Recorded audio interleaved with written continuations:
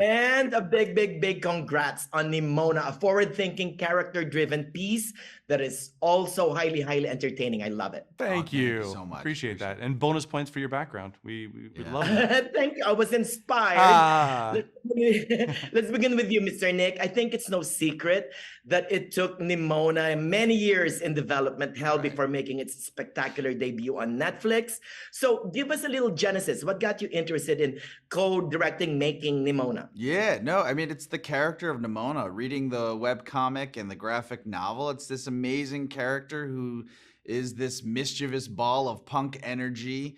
It's incredibly funny, incredibly fun, as you said.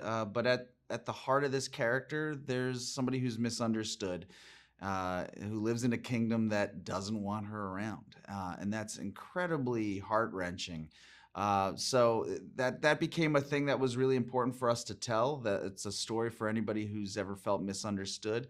But like the graphic novel, it also connects with members of the LGBTQ plus community. And that was really important for us to tell that story, right? And sometimes, like the movie, we met some of the adversity by the Institute out there in the real world who try to keep some of those stories down. But it kept us fighting and brought a film back to life, and here we are. And Mr. Troy, let's talk about the look of the film. I mean, the world you guys built is, it feels very familiar, but also feels fresh. Yeah. So what were some of your inspirations? Well, I mean, in animation, you get to start from a palette of great art. I mean, it was like looking back at those fantasy elements of Ivan Earl and, from Sleeping Beauty and the classic sort of fairy tale, or Sid Mead in this sci-fi future. Because, I mean, ND Stevenson gave us this incredible palette of the medieval future. And I think for us, it was taking that idea, not just being a cool world, but having it mean something, right? It's this idea of a society that's moved forward in time. They've got flying cars, but their way of thinking is still very much locked at a certain place, right? It's still locked in the past. So the idea of taking a CGI animated, like computer movie, but giving it this sort of nostalgic traditional animation feel, felt like it was a nod to the graphic novel, but it also supported that thematic of one hand in the past, one hand in the future. And then we just made sure we applied like all of the different lighting and design elements and animation style to support that, to make sure that it hopefully feels a little bit different, a little fresh, but a lot fun. Oh, I totally agree. Now, Mr. Nick, Nimona has many themes, but in adapting ND Stevenson's comic, what were some of your edicts to make sure that you stayed true to the spirit of the original?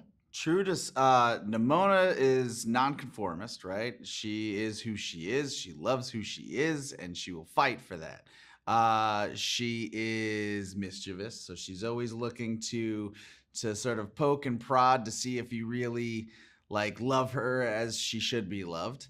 But also, what was really important to ND was her body shape doesn't represent your classic Disney heroine, right? She is, curvy, but not in a sexualized way.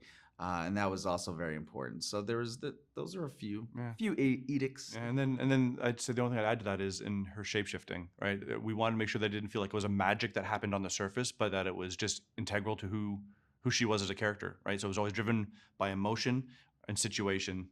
It was never something that was sort of happening on the surface. So yeah. Oh, I'm sure viewers will love the film. It's what Gloreth wants. A big congrats on Nimona again, and may Manny. Gloreth protect you all. Thank you very much. Bye, guys. Bye. Have a good one.